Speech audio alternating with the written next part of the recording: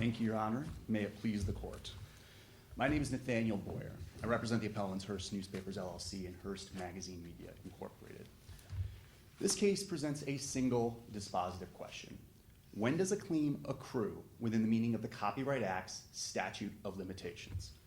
Now, to our knowledge, this is the first time this court is being presented with an argument that an occurrence rule applies, as opposed to a discovery rule, to the current Copyright Act's statute of limitations. This is also the first time this court has an opportunity to consider the effect of the Supreme Court's decision in 2014 in Petrella on the interpretation and application of the Copyright Act statute of limitations, although this is not the first time this court has considered Petrella generally. That was in 2020 in the decision in Energy Intelligence Group, where Judge Higginson, as I recall, writing for the panel, wrote that Petrella, quote, takes as given that a copyright claim accrues when an infringing act occurs, the incident of injury rule. Did Judge Higginson miss footnote 4 in Petrella? Judge Higginson did not miss footnote 4 in Petrella. Judge Higginson understood Petrella having, well, let me just stop that. I'll let Judge Higginson speak for what Judge Higginson thinks. Let's talk about what Petrella says. Yeah, start with footnote 4, right? There's some internal tension there. And, sure. and of course, I mean, you proceed as you want, and the emphasis on first is, of course, one that favors you, but there is our Graper decision, came down shortly after Petrella. Correct. And whether we're bound by that may be conclusive rather than just a fresh look at the statute and Petrella. Sure. So that's sort of the complex picture here, isn't it? Certainly. Let's talk about this court's prior applications of the discovery. And we'll start with that Graper decision Your Honor just pointed out. Correct, it was shortly after Petrella. But in the Graper decision, Petrella was not brought to the court's attention, I would note. The court did not. You've checked that. There was no 28J? That is correct. I checked that. There was no 28J in Graper. The court did not pass on Petrella. And notably in Graper, the court cited to two out-of-circuit cases for the application of the discovery rule, Cooper from the 10th Circuit and a Third Circuit case, William Graham. Both of those cases are premised on the presumption that a discovery rule is presumed to apply to statutes of limitations that are silent on a matter. That's part of the reasoning in both those cases. And as we argue in our briefs, that presumption has now been rejected by the Supreme Court in Rakitsky. Admittedly, of course, different statutory language, but nonetheless, in Rakitsky, the court says clearly that it would be inconsistent with, quote, a fundamental principle of statutory interpretation that absent provisions cannot be supplied with the courts.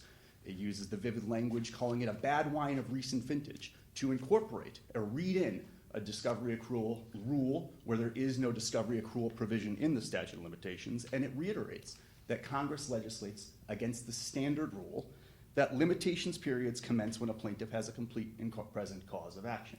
And I say reiterate because the Supreme Court has been saying that repeatedly, starting with Bay Area Laundry in 97, TRW in 2000. Okay, I like the seamlessness of the argument, but you're moving quickly. So if we're jumping to Rakitsky, sure. In your brief you do say, and I think I'm quoting correctly, the discovery rule does not generally apply to statutes of limitations absent clear language in the statute to that effect.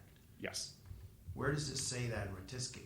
Well, it says that is the import of the language when it says it would be inconsistent because with in Rakitsky they're looking at a pretty clear violation, unambiguous violation term. That is correct. Right, and you would agree that doesn't sort of unequivocally resolve whether we use a statute using language of accrual, correct? That is accurate, but you need to understand that Rakitsky comes against the backdrop of a steady drumbeat of Supreme Court cases over about 25 years leading up to today, where it is repeatedly instructed that the meaning of accrue, in particular, refers to when by default, refers to when a plaintiff has a complete and present cause of action. And that's where I was sort of starting to go with this. You look at that trend. Go back to that. Yes. So now let's look at Gabelli. Well, I'm not trying to evade Judge Higginson's opinion, so feel free to keep critiquing it. No, I very much think Judge Higginson hit the nail on the head. But let's look through, as we're ticking through, we talk about Berry and Laundry, TRW, Graham County Soil as well, reiterated and noted that that's the standard rule against which Congress legislates. Then you get to Gabelli. Gabelli's interesting because that's a case in 2013 which applies these same principles to a statute of limitations that itself uses the word accrue and rejected the SEC's request to apply the discovery rule. And against that, now you get to Petrella in 2014. And when now Supreme Court in Petrella is saying the following, page 670, a copyright claim thus arises or accrues when an infringing act occurs. Not when it's discovered, not when the occurrence is discovered, but when it occurs. And note, it uses the word accrue and arise interchangeably in that sentence, which serves as an effective response to a point that my friends have raised, that in the statute of limitations in the Copyright Act, there's one for criminal that says arise and one that says accrue, aside from the fact that that does not suggest that accrue necessarily incorporates the discovery rule. Here, in Petrella, page 670, using those words interchangeably. 671, an infringement is actionable within 3 years and only 3 years of its occurrence. Not the discovery of its occurrence, but its occurrence. 671 again, the statute of limitations runs separately from each violation. Not the discovery of the violation, the violation. 677, 682, It's similar strong reason. in text above line, but what do you do with footnote 4? Footnote 4, the Supreme Court, of course, acknowledged that it wasn't being presented with a question of whether the discovery rule applies to the statute of limitations and wasn't passing on it there. The fact that it didn't pass on it doesn't mean that it therefore blessed that the discovery rule is being correctly applied by the courts of appeals, and I would draw your attention as well to what it did 3 years later in SCA, when it again, of course, declined to pass on that. But note the context of SCA as well. So 2017, this SCA case is a patent infringement case. One of the points the respondents had made in that case was to say, well, listen, the Copyright Act, the statute of limitations of the Patent Act runs from the time of infringement, whereas the Copyright Act runs from the time of accrual. See, accrual incorporates the discovery rule, and that was sort of relevant to the arguments that were going on there. The Supreme Court made a point of saying, hold on, that's not necessarily true as to when a claim normally accrues. And it says that that's not normal rule. We haven't passed on the Copyright Act, and in fact, it then cites to a couple of cases as examples when there is a discovery accrual. And those instances, there's a discovery accrual provision in the statute of limitations. What if opposing counsel gets up and says to us, we don't even have the latitude to ignore Graper? We would disagree with that, of course.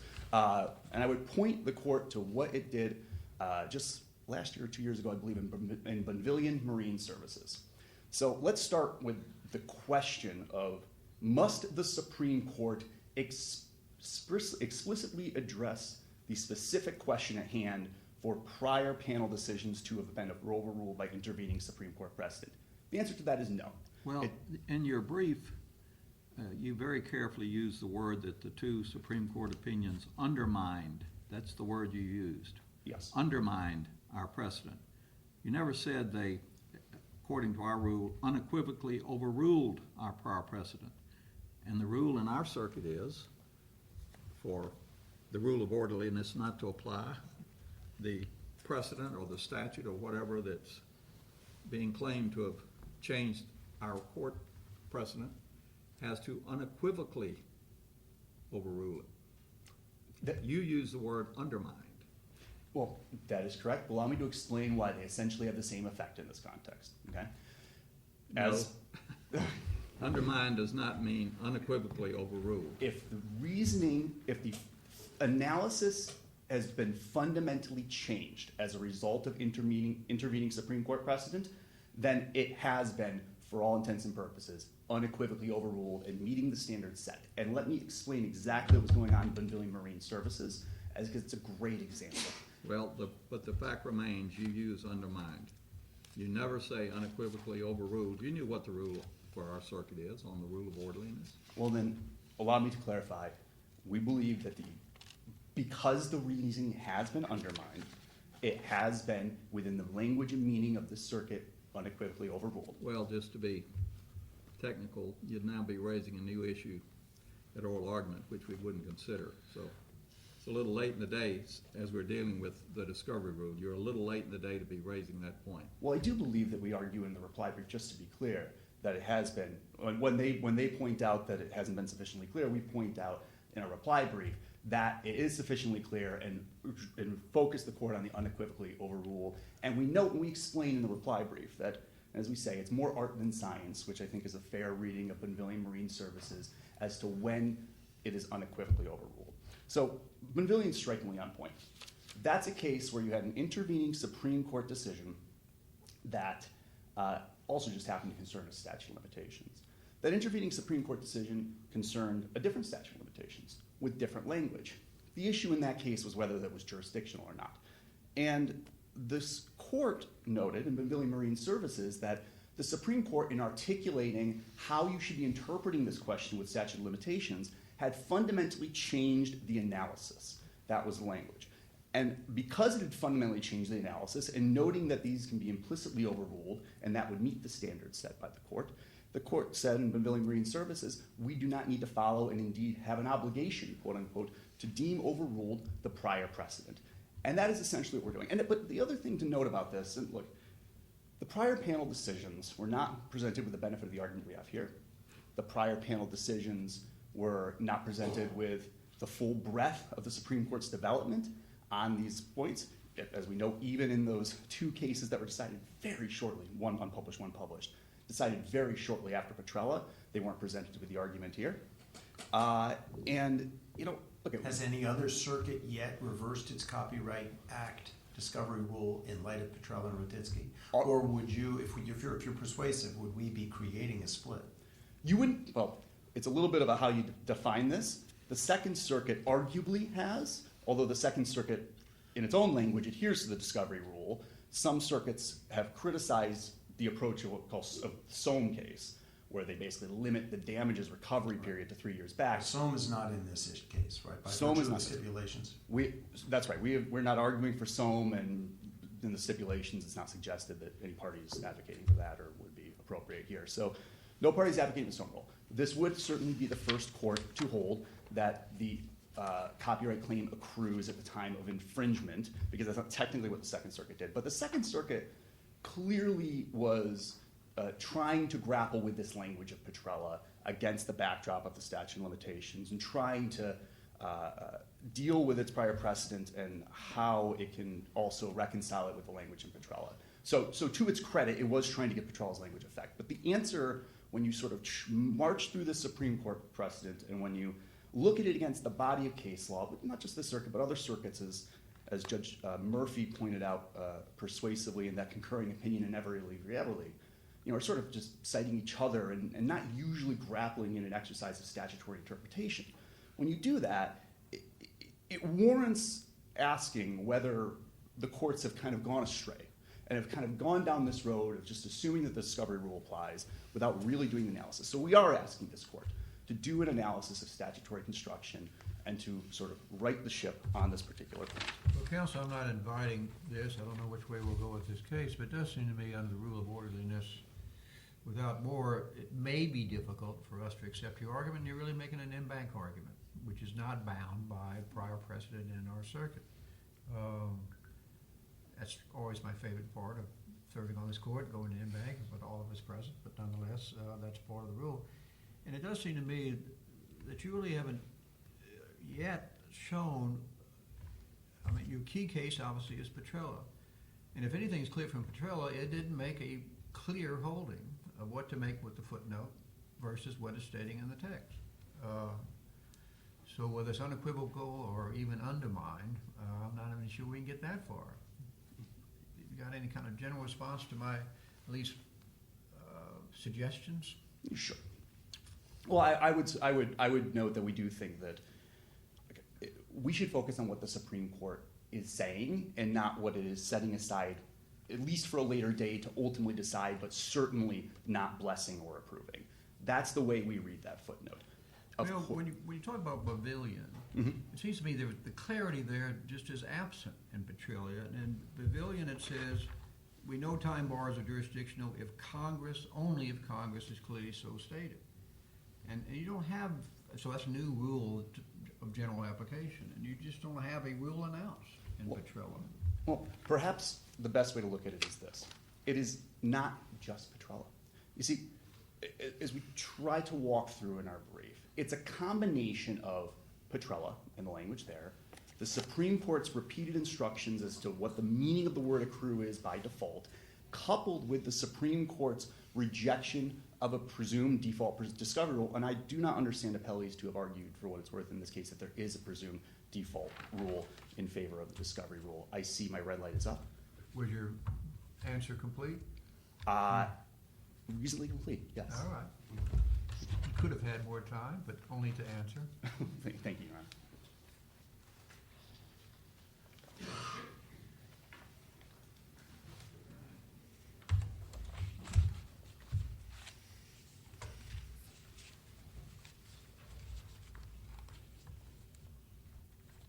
Good morning, Your Honors. May it please the Court. Renee, Aragona.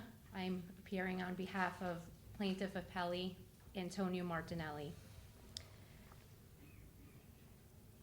The discovery rule applies to the Accrual of Copyright Act's civil statute of limitations and has applied in this and 8 other sister circuits for almost 30 years, since about 1994. And of equal significance is that Congress has not changed the statutory provision in 507B since the limitations period was added in 1957. And in addition to the foregoing, there are several reasons why this court must affirm the decision below and continue to apply the discovery rule to civil copyright, to the civil copyright statute of limitations accrual. And I believe Your Honors have already touched upon many of those in the during the appellant's argument. Well, what do you say about Graper didn't even have Petrella presented to it? So it could not have been considering or addressing it. Well, I think that in Graper, I think looking at Petrella as a whole, rather than just selecting some of the language that appellant has selected out of the decision, Petrella as a whole stated that that a claim ordinarily accrues when a plaintiff has a complete and present cause of action and generally begins to run at the point when the plaintiff can file suit and obtain relief. And like counsel pointed out, yes, at the end they do state that a copyright claim thus arises or accrues when an infringing act occurs. But if that had been the end of the opinion without that drop to the footnote, then I think there would be a stronger argument that Petrella was undermining the application of the discovery rule, but they do not actually do that. And When you say the 30 years culminating in Graper applying the discovery rule, can you point to any case that explains other than just does it? Graper, there's no explanation, there's no statutory analysis. And I guess the follow-up question then is, do you know whether our rule of orderliness is relaxed when No. the Supreme Court changes the landscape and the alleged precedent really never explored it at all? It just simply announced a rule. I don't believe that is the case, Your Honors. I think that going back to, I'm going to mispronounce this, but Make Publication Co. versus Johnson in 1994, which cited to Prather versus Neva paperbacks.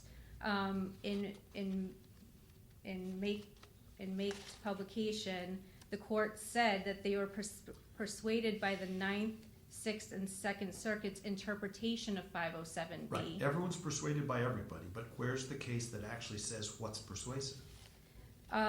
So I think in Graper is citing to Graham versus Hawley, which does do an analysis of the legislative history when the civil statute of limitations was enacted in 1957, and I think that language in the Senate report. So Graper was relying on Graham, which did the full analysis. I guess I'm just thinking intuitively, we see discovery rule in situations where there are latent diseases that really a plaintiff would never know about. It makes sense. Once they get to the doctor, they're told that's when the claim accrues. But here, the photographs of your client, of the beautiful photographs, they're out there. They're in print all over the place. Yes, Your Honor. And so why wouldn't it make sense to have people be vigilant and assert their copyright claims pretty much as soon as those photographs are out there in the world, that's the infringing. They can't sit on that right and then later say, well, we just didn't see the photos. Correct, Your Honor, and a lot of these artists are not sitting on their rights. They are now that works have been displayed on the internet, now with the advent of new technology. There are ways to search, which I believe was discussed in the briefs. There are ways to search for, in this instance, photography on websites, but there are billions of websites out there. It is like looking at for a needle in a haystack. As diligent as they could be, even the technology to do those searches is not perfect. And if there's billions of websites that have multiple pages within them, that technology to do that search may not capture or discover those infringing uses all the time. And there are actually, I believe, cases where the website can essentially block the search.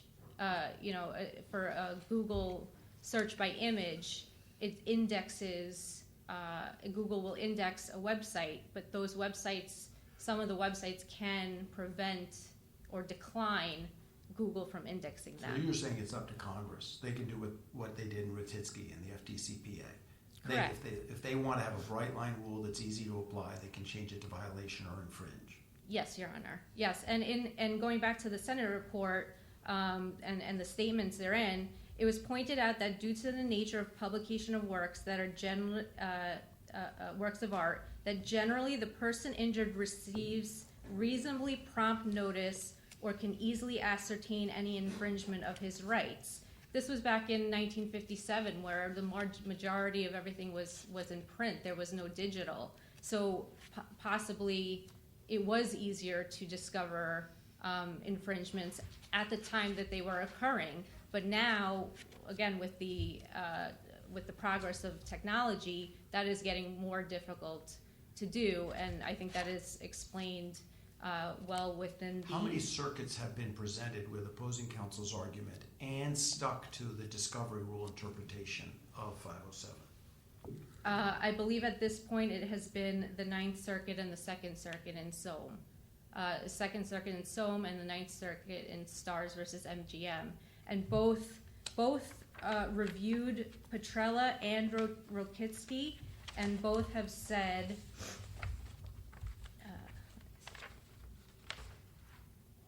MGM and Stars and Soam on Petrella, while some language in Petrella is perhaps consistent with the injury rule, in light of the Supreme Court's direct and repeated representations, that's through Petrella and SCA Hygiene, that it has not opined on the propriety of the discovery rule, it would contravene principles of stare decisis for this court to depart from its prior holding on the basis of Petrella, which I believe this court should follow as well.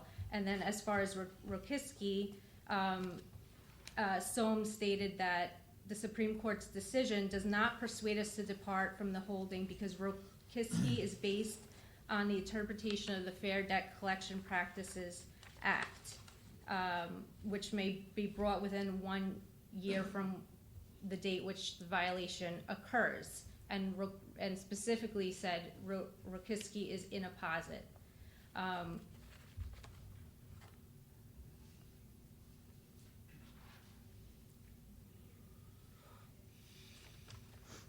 So I think that, again, even looking to Petrella, the court, by saying generally begins to run and ordinarily accrues, that leaves open the possibility of an exception, of an equitable doctrine, which the Senate report does go further into, and which was considered by the Third Circuit in Graham-Hoye, which was cited to by Graper. One of the questions was, should specific equitable, one of the questions for the Senate was, should specific equitable considerations with reference particularly to tolling the statute, be set out in the statute. And with respect to the question of enumerating various equitable situations on which the statute of limitations is generally suspended, the Judiciary Committee reached the conclusion that this was unnecessary inasmuch as the federal district courts generally recognize these equitable defenses anyway. My last question, to prevail for you, what do we say about Energy Intelligence Group? Slip of the pen? Well, Your Honor, looking at, I believe that statement was in footnote 5, where, I think it was summarized, and it left out the beginning portion where it says the rule of separate accrual. The whole provision in footnote 5 says the rule of separate accrual, as discussed in Petrella, takes as given that a copyright claim accrues when the infringing act occurs, and treats each successive infringing act as a new independent wrong with its own limitations period. But then in footnote 6, the court says, in reviewing Petrella, the court distinguished latches from the common law doctrines of equitable tolling and estoppel, which do apply to copyright suits. So I think that this court did acknowledge that the discovery rule is still in effect. I don't believe either side has directed us to any cert granted or pending on this issue.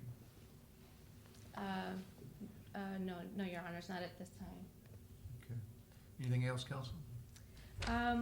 I believe that just in closing, that again, there's nothing for the court to do here but to apply the binding precedent on the discovery rule, that there's been no circuit split, and even if there were, this court would not be able to resolve any split.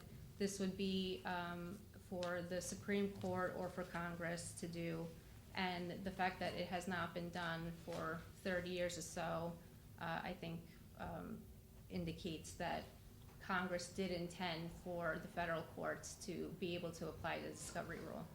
All right, Counsel. Thank you. Thank you, Your Honors, for the opportunity to appear. Certainly.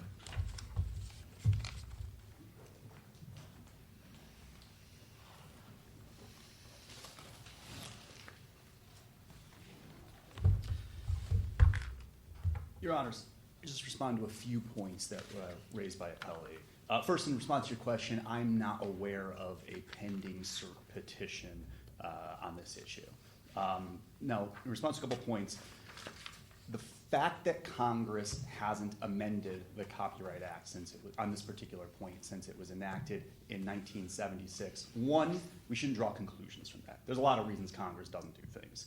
And I'm not even aware, and there's nothing in the record about a bill being presented to Congress or this being considered. But I will also note that it's worth asking, okay, if we're going to talk about the congressional record, which to be clear, I don't even know if we need to get to because we don't believe this is ambiguous. But if you're going to look at it, well, what was Congress doing in 1976 when it enacted the current Copyright Act? It carried over the language from the prior act, as appellee accurately acknowledged, verbatim on this point. It had been amended in 1957 to add this. So then it raises the question, well, how were courts interpreting the prior statute of limitations? This court, in Prather versus Neva Paperbacks in 1971, did not apply and rejected a request from an appellant in that case to apply a discovery accrual rule. Instead, it asked the question, which was sort of raised a little bit in the appellee's argument, about whether or not there was the use had been fraudulently concealed. Ultimately, in that case, couldn't meet those elements, and therefore the claim was untimely. But that sort of is the point. As we explained in our brief, the legislative history indicates that Congress was actually considering, should we codify fraudulent concealment among some other equitable doctrines? And they ultimately declined to, because they said, well, courts are doing that anyway. But as the Ospace case and Judge Kaplan of the Southern District observed, that would have been a wholly unnecessary consideration for Congress as it was considering the 76 Act to even get into if the claim didn't accrue until it was discovered in the first place.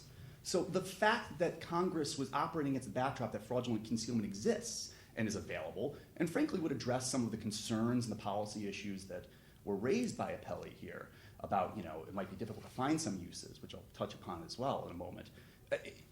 That is something that can still be addressed without hewing accrual to discovery in all instances. So that's the first thing.